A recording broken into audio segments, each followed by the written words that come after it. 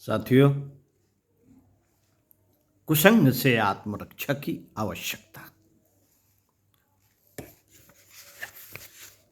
पौधे खाद और पानी देने से बढ़ते हैं। प्रवृत्तियों को प्रोत्साहन मिलने से वे पनपती हैं। भली और बुरी दोनों ही प्रकार की प्रवृत्तियां अपने भीतर रहती हैं। उनमें से उन्हें जिन्हें विकसित होने का अवसर मिलता है वह बढ़ती और फलती फूलती हैं। जिन्हें ऐसा अवसर नहीं मिलता वह मुरझाई रहती हैं और धीरे धीरे मृत प्राय अवस्था में जा पहुंचती हैं। इसलिए यह आवश्यक है कि जिन प्रवृत्तियों को हम उपयोगी एवं आवश्यक समझते हैं उनके प्रोत्साहन की व्यवस्था करें।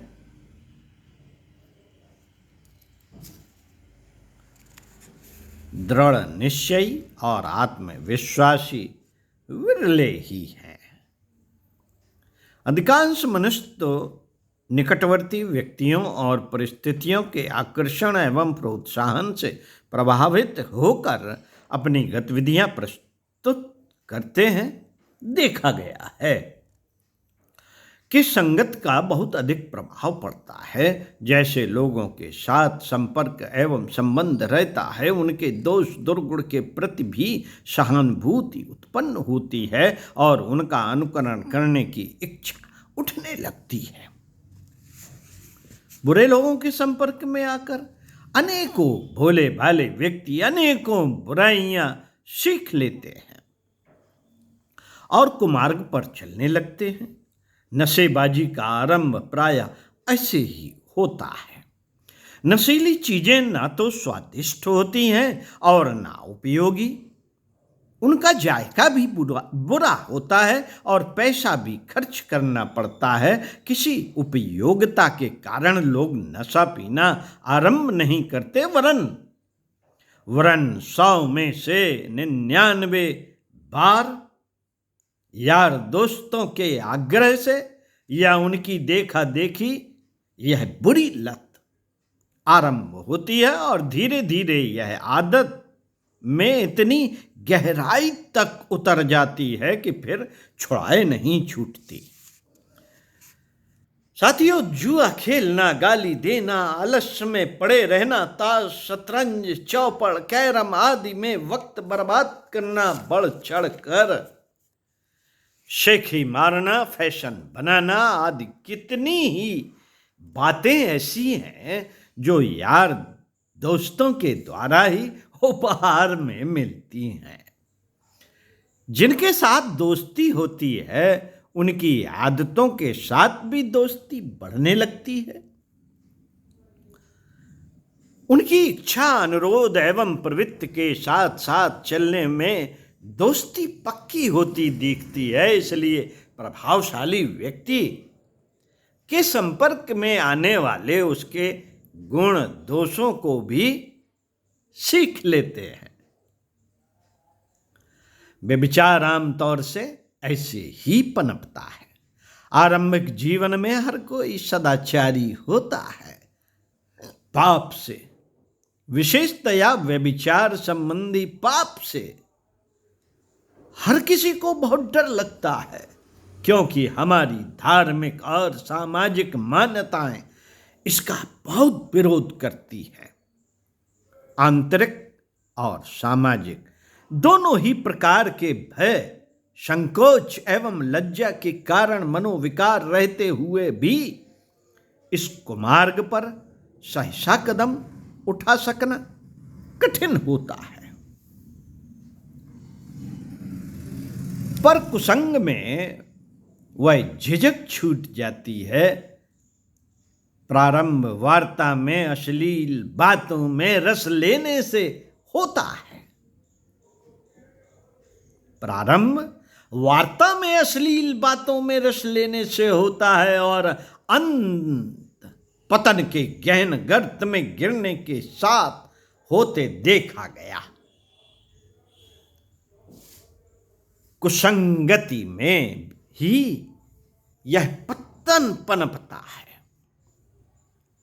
भोले बच्चे और बच्चियां दुष्ट दुराचारी लोगों के संपर्क में आकर अपना भविष्य अंधकारमय बनाते हैं और छूत की बीमारी की तरह यह एक से दूसरे को लगती चली जाती है। अच्छी संगत का भी प्रभाव होता ही है। अच्छी संगत का भी प्रभाव होता ही है। प्रभावशाली व्यक्तित्व अपने समीपवर्ती लोगों पर असर जरूर छोड़ते हैं। ऋषियों के आश्रमों में सिंह और गाय एक घाट पर पानी पिया करते थे। इसका कारण यही था कि प्रेम, अहिंसा और सद्भावनाओं से भरा हुआ जो प्रबल भावना प्रवाह यहां बहता था, उससे हिंस्त्र हिंसक पशु भी प्रभावित हुए बिना न रहते थे। चंदन के समीपवर्ती छोटे बड़े अन्य पेड़ पौधे भी सुगंधित हो जाते हैं।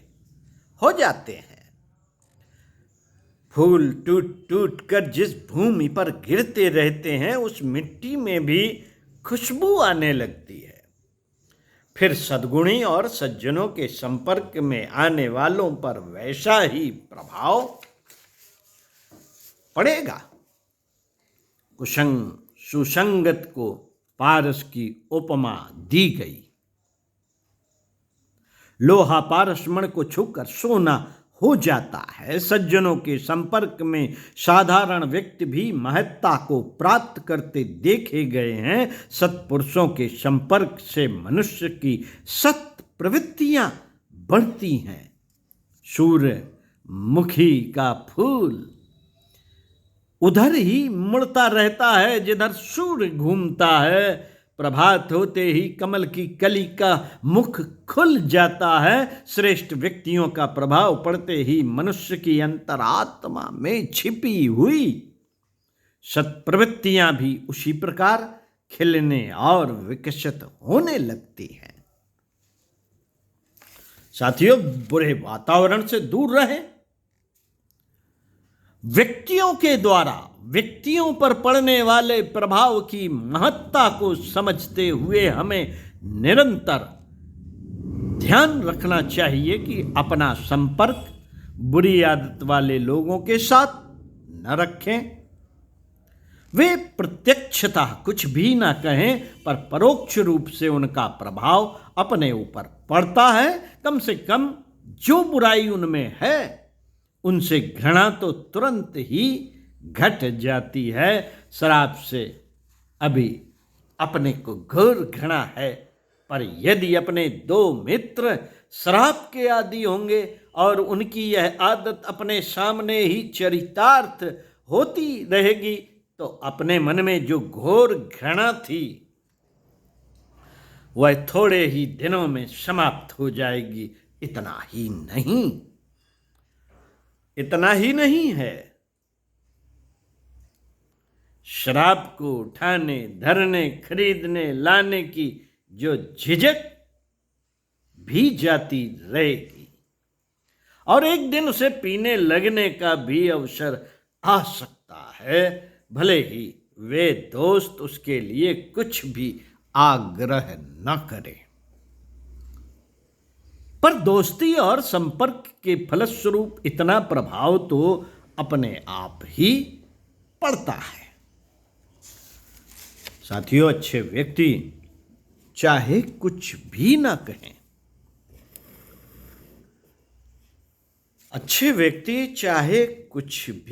कहें, कोई शिक्षा या आदेश भी ना दें, पर उनके जीवन की स्वच्छता, शांति, पवित्रता एवं महत्ता स्वयमेव समीपवर्ती लोगों को यह सिखाती है।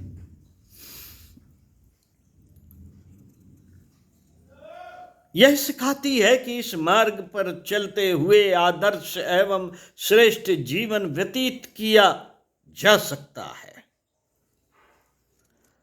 अच्छे लोगों के निकट का जो उत्कृष्ट वातावरण रहता है उसमें अच्छाइयां पनपती हैं। श्रेष्ठ मार्ग पर चलने की और श्रेष्ठ मार्ग पर चलने की और बुराइयां छोड़ देने की इच्छाएं स्वमेव उठने लगती हैं। कितने ही दोष दुर्गुण तो उस उत्तम वातावरण के कारण अपने आप ही छूट जाते हैं। उसके कारण अपने को स्वयं ही लज्जा और ग्लानि होने लगती है, जिससे उन्हें छोड़ देने के लिए अग्रसर होना पड़ता है। मित्रों, प्राचीन काल में तीर्थ यात्रा का एक प्रमुख उद्देश्य यह था कि उत्कृष्ट चरित्र के आदर्श जीवन व्यतीत करने वाले महापुरुष, ऋषि, तपस्वी जहाँ रहते हैं वहाँ चलकर उनके सानिध्य में श्रेष्ठ वातावरण का लाभ उठाया जाए।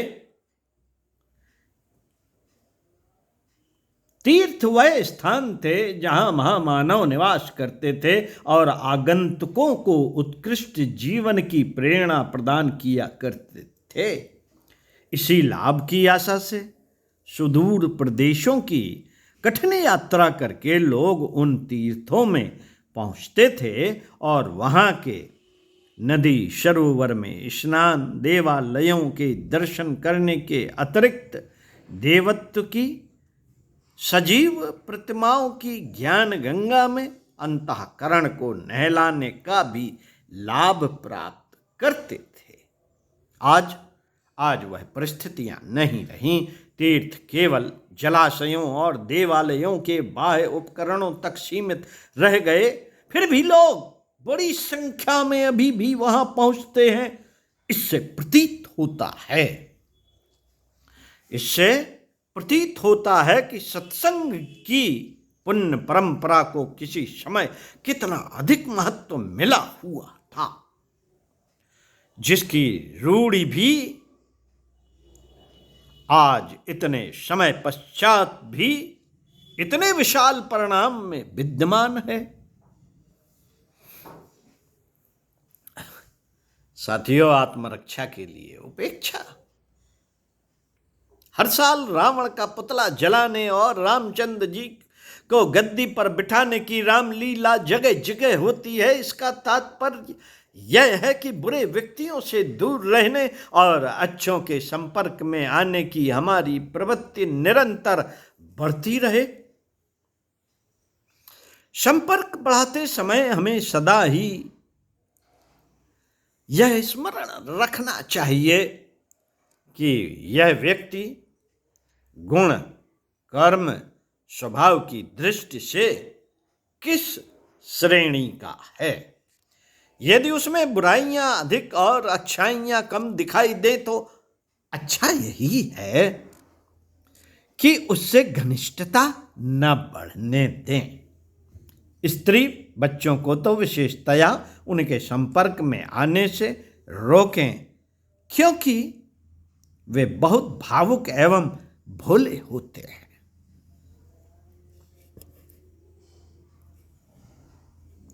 चतुर, चालाक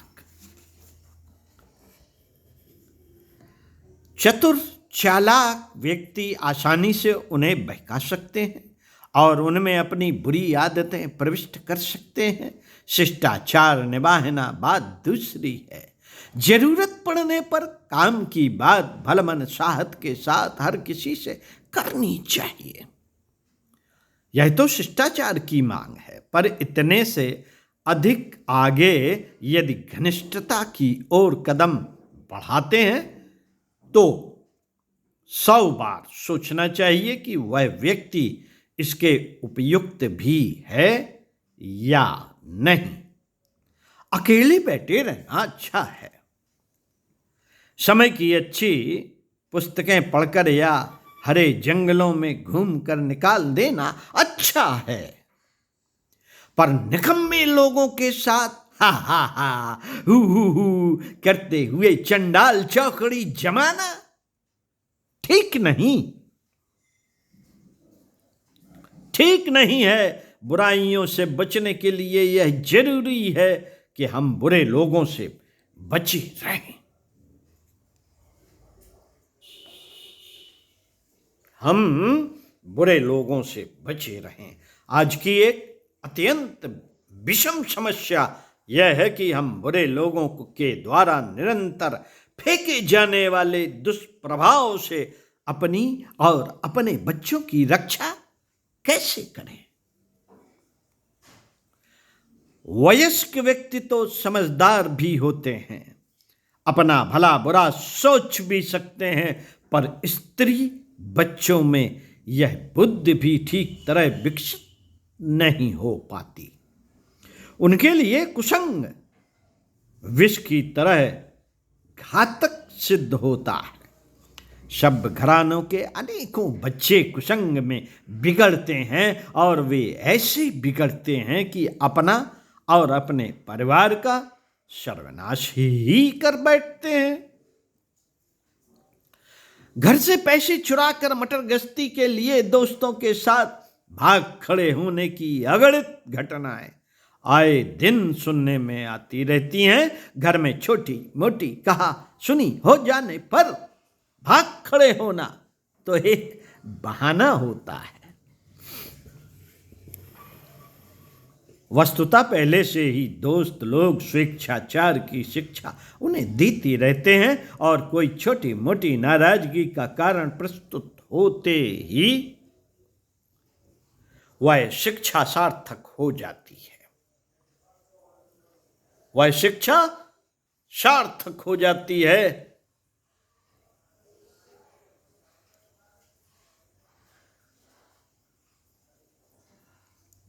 कितने ही लड़के घर में रहते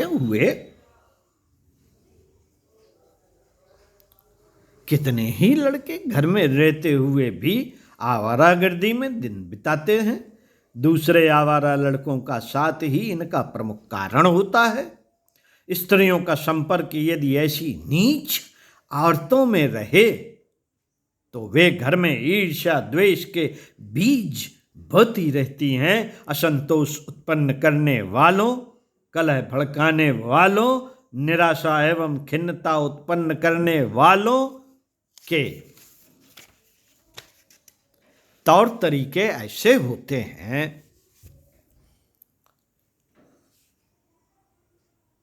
होते हैं जिनके कारण बने घर बिगड़ते देखे गए।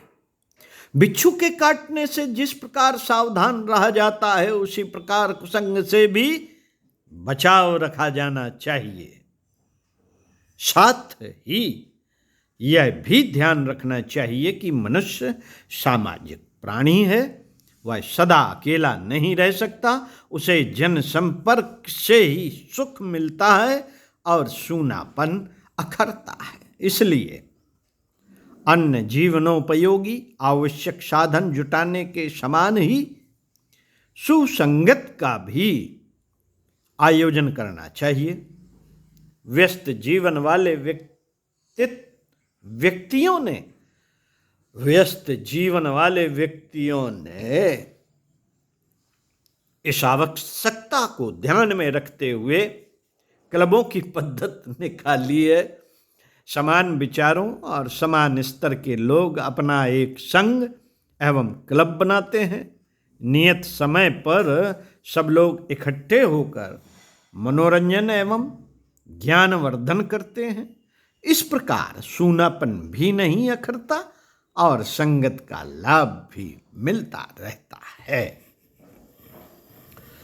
धार्मिक दृष्टि से जहां तक साथियों, धार्मिक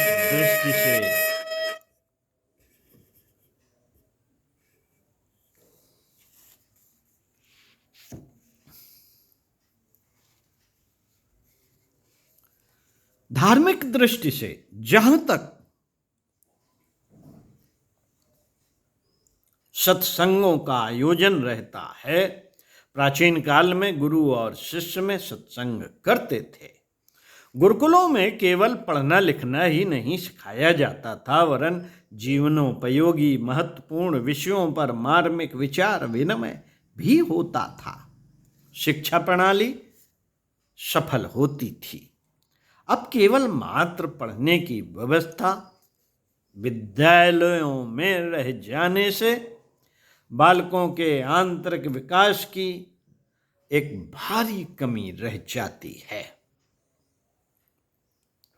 व्यस्तता आज हर आदमी को परेशान रखे हुए है। समय का सभी को अभाव है। दुर्गुणी लोग तो निठल्ले रह भी सकते हैं, पर सद्गुणी लोग तो एक एक क्षण को बहुमूल्य समझकर निरंतर कार्य में व्यस्त रहते हैं। इसलिए कुसंग की अपेक्षा सत्संग प्राप्त करना आज अत्यधिक कठिन हो गया है, कठिन हो रहा है। फिर भी इसके लिए प्रयत्न करना चाहिए और जब भी जितना भी अवसर मिल सकता हो श्रेष्ठ पुरुषों की संगत का लाभ उठाना चाहिए। सभा सम्मेलनों के माध्यम से यदा कदा सद्विचारों की प्राप्ति होती रहती है, यदा कदा। यद्यपि उतने मात्र से वक्ताओं से व्यक्तिगत संपर्क में आकर उनका चारित्रिक प्रभाव ग्रहण करने का अवसर नहीं मिल पाता, तो भी विचारों का कुछ लाभ तो मिलता ही है। जिन सभा सम्मेलनों में जीवन विकास का उपयोगी शिक्षण प्राप्त होने की संभावना हो, उनमें सम्मिलित होने का प्रयत्न करते रहना चाहिए। मित्रों, यह एक तथ्य है, यह एक तथ्य है कि कुसंग से बचना और सत्संग का लाभ उठाना दुष्प्रवृत्तियों के शमन और सत्प्रवृत्तियों को विकसित करने के लिए बहुत महत्वपूर्ण सिद्ध होता है। इस ओर उपेक्षा तनिक भी नहीं करनी चाहिए। यदि अपना संपर्क दुष्ट दुराचारी लोगों के साथ बन गया है तो उसे शिथिल करते चलना चाहिए, और यदि सत्पुरुषों से अपना थोड़ा भी परिचय है तो उसे घनिष्ठता की दिशा में विकसित करना चाहिए। संपर्क से उत्पन्न होने वाले प्रभाव से हम अपरिचित न रहें। आज की परिस्थितियों में जबकि दोष दुर्गुणों का ही चारों ओर साम्राज्य छाया हुआ है, इस संबंध में सतर्क रहने की आवश्यकता है। मित्रों, आत्मविश्वास और दृढ़ चरित्र की ऐसी मजबूत नींव अपनी मनोभूमि में जमानी चाहिए कि बुरे लोगों की बुराई उससे टकरा कर उसी प्रकार विफल हो जाए जैसे गेंडे की खाल से बनी ढाल से टकरा कर तलवार का वार विफल हो जाता है। विवेकशीलता और आत्मगौरव का ध्यान रखते हुए सभी दुष्प्रभावों को निरस्त करते रहना चाहिए जो चारों ओर से निरंतर अपने ऊपर हमला करते रहते हैं। उनकी ओर घृणा और तुच्छता के भाव रखकर हे व्यक्तियों के दुष्कर्मों का हमें तिरस्कार करते रहना चाहिए। कभी भी उनके सामने आत्मसमर्पण नहीं करना चाहिए।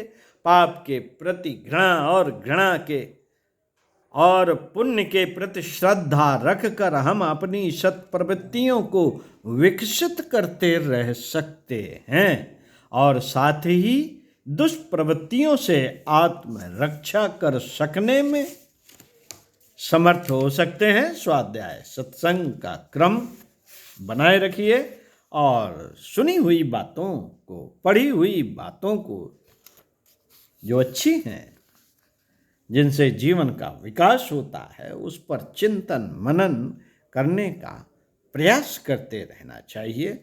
ओम शांति।